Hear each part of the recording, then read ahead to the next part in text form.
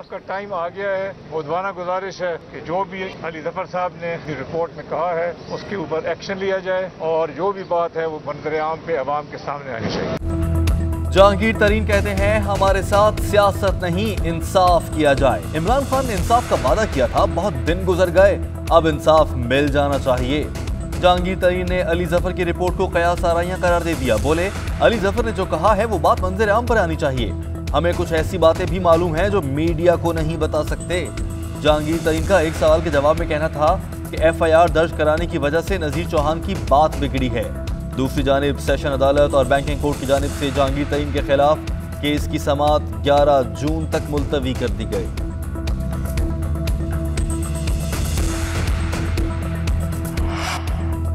वज़ीर-ए-आज़म को मुआशी हालात का इल्म नहीं, मुल्की हालात ठीक होते तो महंगाई कम होती। तरक्की झूठ बोलकर नहीं होती, तरक्की की उल्टी सीधी बातें करने से मुल्क नहीं चलेगा। मुल्क आइन और कानून की बालादस्ती से चलता है। मुल्क की खिदमत करने वाले अदालतों के चक्कर लगा रहे हैं। साबिक वज़ीर-ए-आज़म शाहिद खाकान अब्बासी की कराची में मीडिया से गुफ्तगू।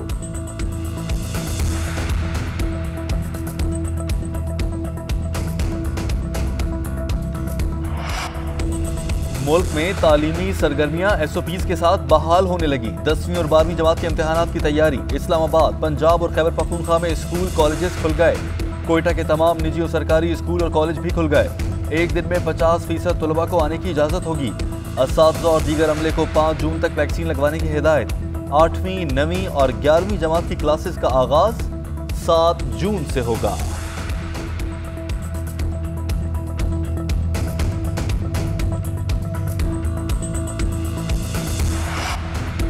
मुल्क में कोरोना से मजीद 43 अफराद इंतकाल कर गए। जाम बहक अफराद की मजमूई तादाद 20,779 हो गई। कोरोना के मजीद 2,117 नए केस रिपोर्ट हुए। NCOC के मुताबिक मुस्बत केसेस की शरह 4.05% रही।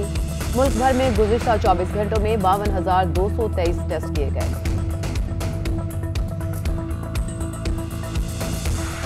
ऑपोजिशन जिन्होंने पहले दिन से कहा कि नाहिल हैं और इनको निकाल देना चाहिए, फिर साथ साथ उन्होंने ये कहा कि अगर हमें NRO दे दो तो आप नाहिल नहीं होंगे। पाकिस्तान की फौज को कहते कि इलेक्टेड गवर्नमेंट को गिरा दो। अगर इनका मकसद कौम के लिए हो, तक जितनी मुश्किल हालात से कौम गुजरी है हमारे 2 सालों में, अब तक हमारी गवर्नमेंट गिरा चुके होते। ये समझ ही नहीं रहे थे कि ये हुकूमत निकल सकेगी माशी क्राइसिस से। ये समझ रहे थे हम डूब जाएंगे।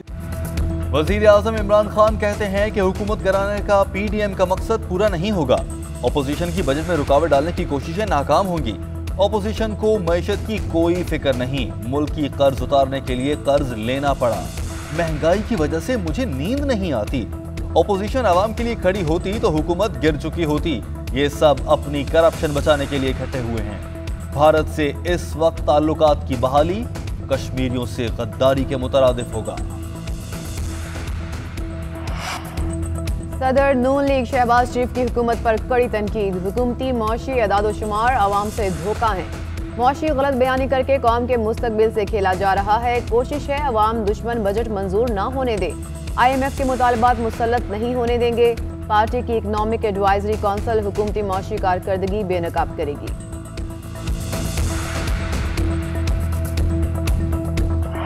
नालायक नाअहल सिलेक्टेड हुकूमत के सामने दीवार बन के हम इनका मुकाबला करेंगे। इनका नाइंसाफी पे मबनी PT-IMF बजट जिसकी वजह से पाकिस्तान के अवाम महंगाई की सुनामी में डूब रहे हैं। इन सारे बीमारियों का जो इलाज है वो साफ शफाफ इंतखाबात।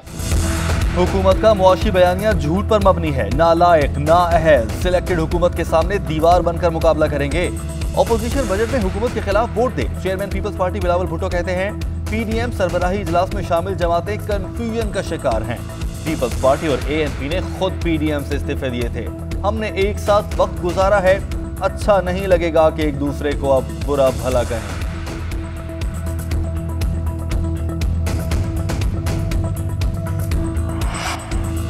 पेट्रोलियम मसनूआत की कीमतों में इजाफे का इम्कान। डीजल की कीमत में 4 रुपये 36 पैसे फी लीटर इजाफे की तजवीज़। पेट्रोल और मट्टी के तेल की कीमत में मामूली इजाफा किए जाने का इम्कान। समरी हुकूमत को इरसाल। कीमतों का हतमी ऐलान वज़ीर-ए-आज़म इमरान खान की मंजूरी के बाद आज होगा।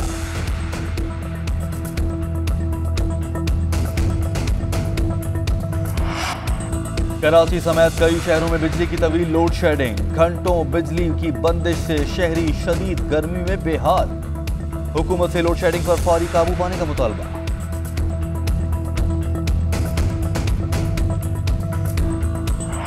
मुल्क में गर्मी की लहर बरकरार, मुख्तलिफ शहरों में मौसम गर्म और खुश्क रहेगा। जनूबी पंजाब, अंदरून सिंध और बलूचिस्तान में शदीद गर्मी पड़ेगी। सिब्बी, कोलू, लाड़काना, शहीद, बेनजीराबाद समेत मुख्तलिफ शहरों में पारा 48 डिग्री तक जाएगा। पंजाब के कुछ शहरों और खैबर पख्तूनख्वा में बारिश का इम्कान।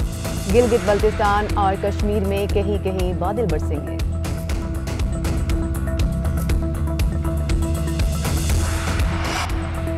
मुल्तान में फैक्ट्री में लगी आग पर 40 घंटों बाद काबू पा लिया गया। आग बुझाने के बाद फैक्ट्री में कूलिंग का अमल जारी। वजह आग लगने की वजह से फैक्ट्री की 3 छतें गिर गईं।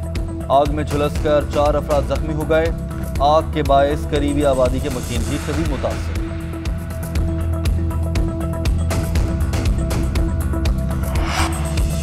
कराची के इलाके जौहर मोड़ पर डकैती मुजाहिमत पर फायरिंग से एक शख्स जाँ बहक और एक जख्मी। बल्दिया सईदाबाद में फायरिंग से एक शख्स जाँ बहक। गुलशन मेमार में घर से खातून की फंदा लगी लाश बरामद। वजीर दाखिला शेख रशीद की कुवैत के वजीर आजम से मुलाकात। 10 साल बाद पाकिस्तानियों के लिए कुवैत के वीजे बहाल। फैमिली और बिजनेस वीजे फौरी बहाल किए जाएंगे। वर्कर्स को भी कुवैती वीजे जारी होंगे।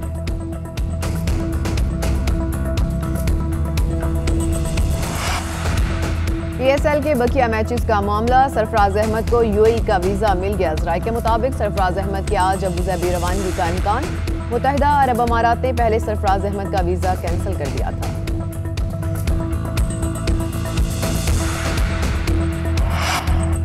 नेतन्याहू का इक़्तिदार खतरे में पड़ गया। इजराइल में अपोजिशन मुत्तहिद होने लगी। हुकूमत गिराने के लिए लॉबिंग। नया ग्रुप कामयाब हो गया तो नेतन का 12 साल इक़्तिदार का सूरज गरूब हो जाएगा। फलस्तीन पर इजरायली मुजालिम रुक ना सके। मगरबी किनारे पर इजरायली फोर्सेस की फायरिंग से फलस्तीनी नौजवान शहीद। उधर फलस्तीनियों के हक में वाशिंगटन में रैली। मुजाहिरीन का इजराइल पर सख्त पाबंदियां आयद करने का मुतालबा।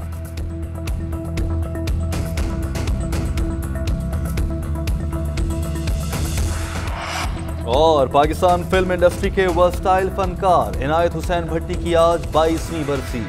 इनायत हुसैन ने गुलकारी, अदाकारी, हिदायतकारी, फिल्म साजी और सदाकारी के मैदान में अपनी सलाहियतों का लोहा मनवाया।